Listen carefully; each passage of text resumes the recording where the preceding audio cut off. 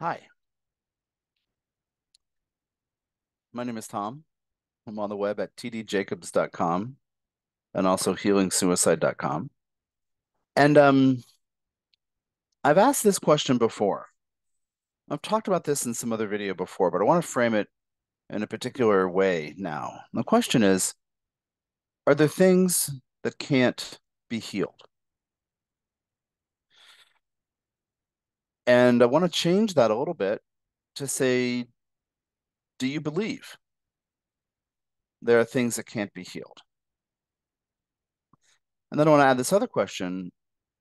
Are you willing to continue believing that there are things that cannot be healed? Preparing to teach in October, from October 10th to 13th in Sedona, Arizona, the Lilith Healing Retreat. And Lilith having to do with abuse issues, control issues, sexual violence, all kinds of things about shaming the natural ways that we would live, shaming the instinctive part of us, getting up into our heads and avoiding the root chakra where instinct informs us a lot, and also the second chakra, the first two. And I think there are people who believe things can't be healed, certain things can't be healed. And we struggle with the need to not identify as victims because that costs us our dignity. Feeling as if a victim makes it hard for us to create self-respecting choices. So we may become sheepish or hold ourselves back. We may become, with a chip on our shoulders, defensive and aggressive in response to being controlled or things like this regarding Lilith themes. So, how can we live in a world so imbalanced regarding the value of masculine, the value of feminine, or say the value of masculine versus feminine or feminine versus masculine? How can we live in a world so distorted and imbalanced and have dignity? Let ourselves be who we naturally are and create self-respect. The prerequisite for the Lilith Healing Retreat is the Loving Lilith Home Study course, Loving Lilith, subtitle, An End to Shame. And it's all but one of the modules is channeled. And then the part that's not channeled is from my book, Lilith Healing the Wild, about the 9 stages of the archetype as we live these chapters of Lilith experiences. But the rest of it's channeled. And Jehudi uses an end to shame. Jehudi is also known as Hermes, Thoth, and he calls himself Jehudi through me, and also Saint Germain. But yes, that Hermes, that Thoth.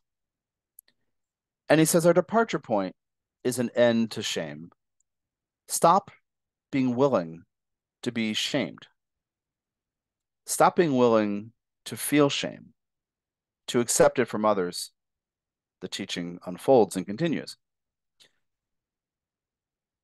So let us say we've been through very difficult Lilith experiences of control, sexual abuse, abuse of any kind, abuse for speaking up, abuse for seeking independence, asking for equality, or demanding equality.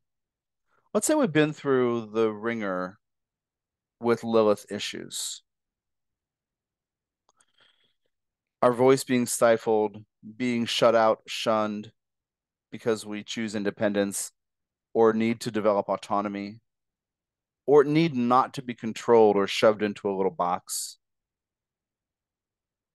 Saying no when it comes to sexuality, saying, please don't treat me that way, don't disrespect me that way, please don't talk to me that way. Let's say we've been through the most difficult Lilith experiences and they've left marks. Are we willing to believe those can't be healed?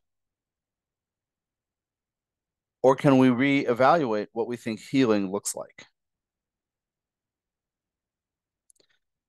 pain, difficulty, difficult situations of all kinds.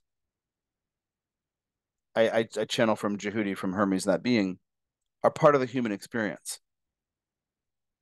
So when we live a Lilith story and undergo control, abuse, rape, again, we may cave in on ourselves or we may become defensive, but can it be healed? He says, start with a refusal to be ashamed because of your nature as a human.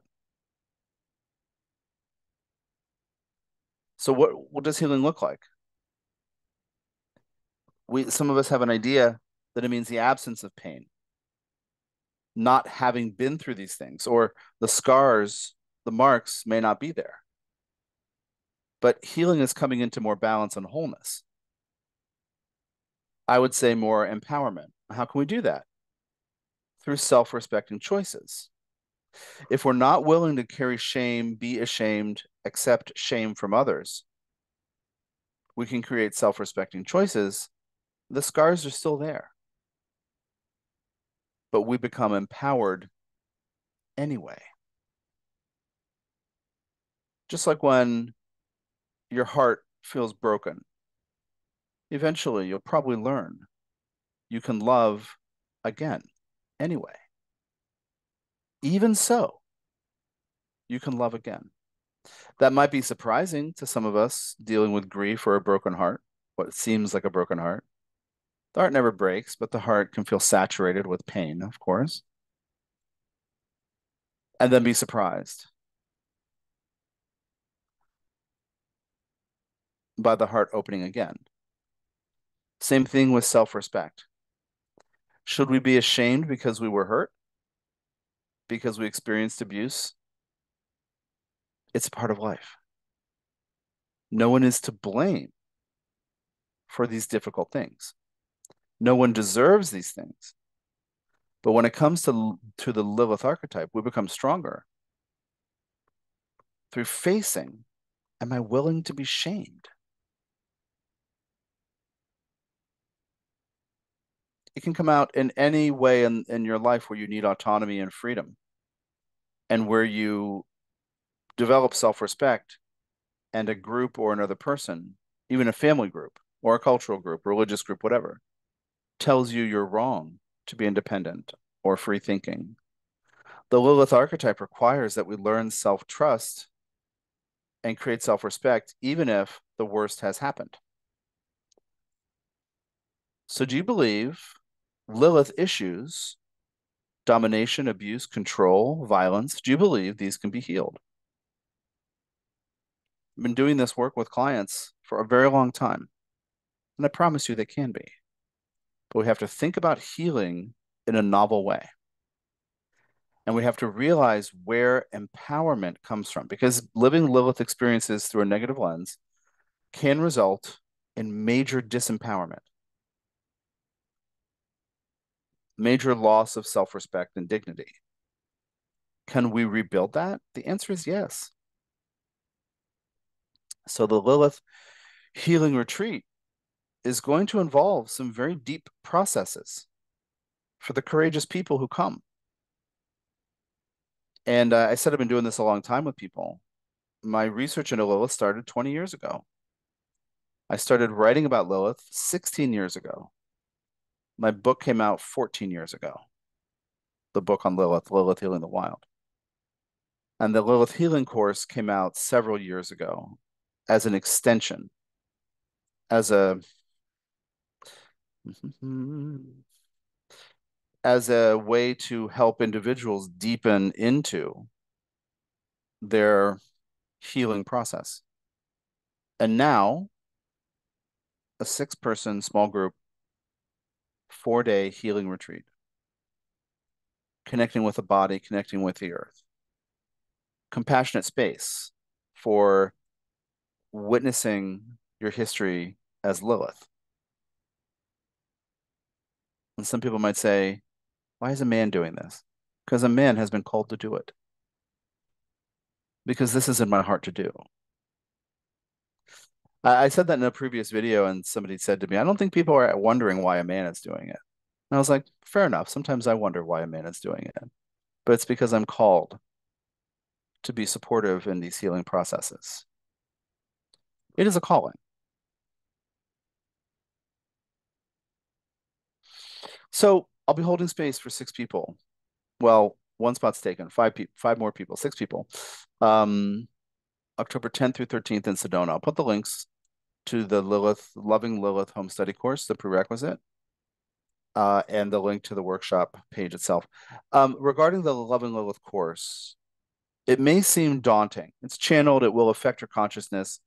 When you start working with it, you might be slowed down. You might have a block come up. Difficult might come up. You might need to face that past relationship thing or that past family thing. So the prerequisite for the Lilith Healing Retreat in October is not that you feel you finished the course with flying colors and you succeeded amazingly, and it was a spectacular, wonderful, freeing experience. But to get to know the approach, to understand that I'm not leading with shame. I'm asking you to be willing to let go of shame, to be willing to no longer carry or accept shame. This is a positive teaching. Most Lilith teachings are about how she's a demon. And I say, you are Lilith. I am Lilith. We are all Lilith. Learning to reclaim the trust to be in our bodies and connect with instinct and nature, to let nature speak to us through our lower chakras,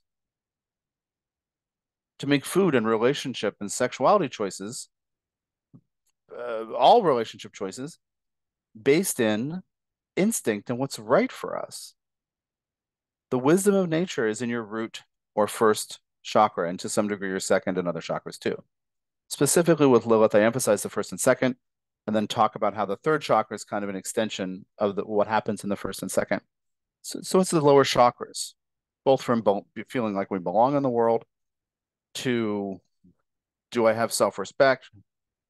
Do I say yes to others when I mean it? Do I say no thank you to others, including disrespect when I receive it? Third chakra, and then that's the second. Then third chakra, self-esteem issues, personal empowerment issues. So when you get into the Lilith course, the Loving Lilith, you may be challenged. So the point is that you're exposed to the teachings, at least you begin the course. Whatever might trip you up as you work through the course, bring that to Sedona. Whatever might seem confusing, whatever trauma from the past or memory from earlier in life, or even past life things surfacing, we're going to work through it. So can things be healed? Yes. Are you willing to see that things can be healed?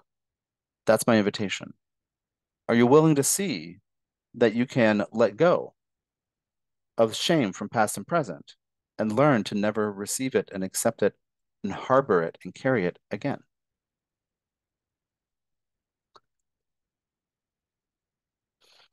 This is important work.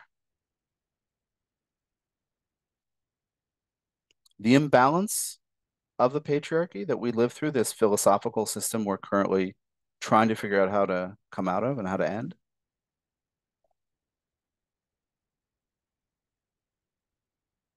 it's a way of living that the collective consciousness has experimented with.